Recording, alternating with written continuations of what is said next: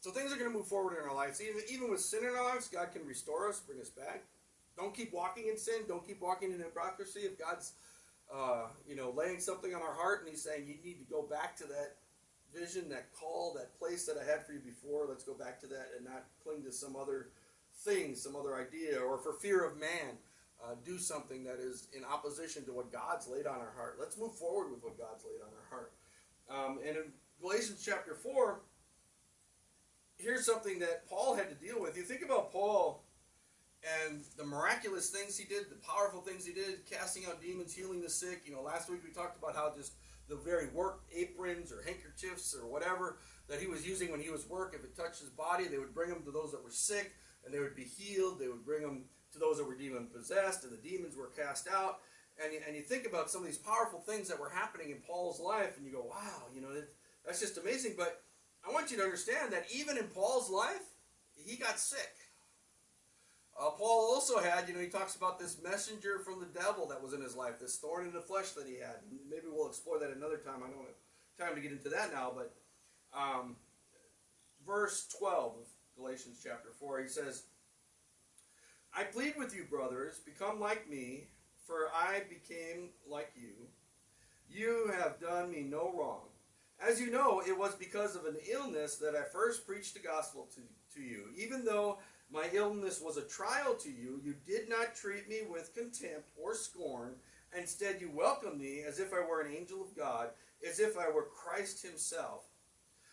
What has happened to all your joy? Can I testify that if you could have done so, you would have torn out your own eyes and given them to me? Have I now become an enemy by telling you the truth? And so here Paul is saying, listen, I want you to know, or reminding them, when I came to you, I was sick. And I was dealing with an illness, but you welcomed me in as if I was Christ himself, as if I was like an angel from God. You welcomed me in. You would have done anything for me.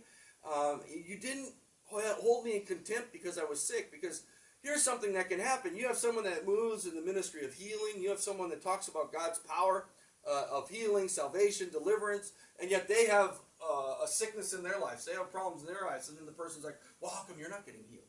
Well, if you're so powerful, why aren't you? If you believe that God heals, how come you're dealing with sickness?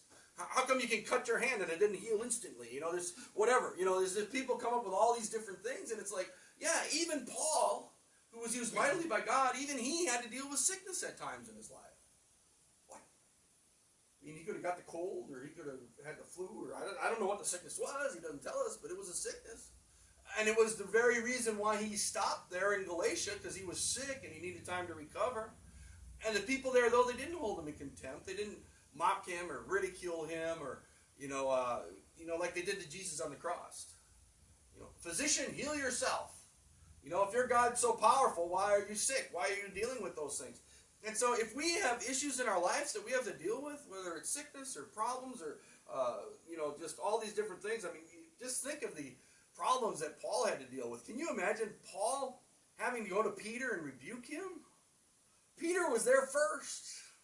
He was the one that was right up there with Jesus. I mean, he was the one that Jesus said, on this rock I'm going to build my church. He was the first one to confess Jesus as Lord in the group when Jesus asked who the people said that he was. And here's Paul's has to rebuke Peter. I mean, can you imagine? How many of you would have felt bold at that point?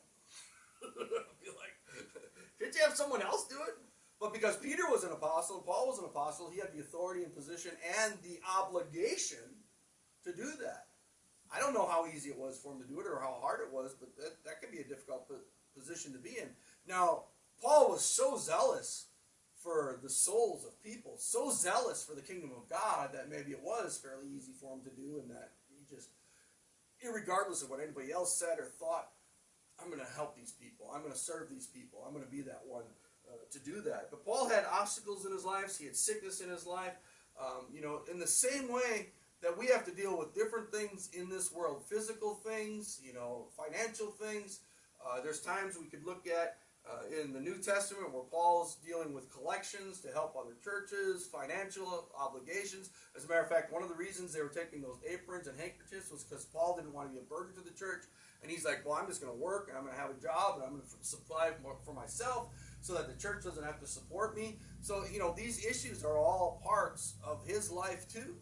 And so if some of the greatest, and who we would all have to say was one of the greatest ones in the New Testament times, other than Jesus, here's Paul, is dealing with all these things, even sickness, how much more is it going to happen in our lives too? And it's okay.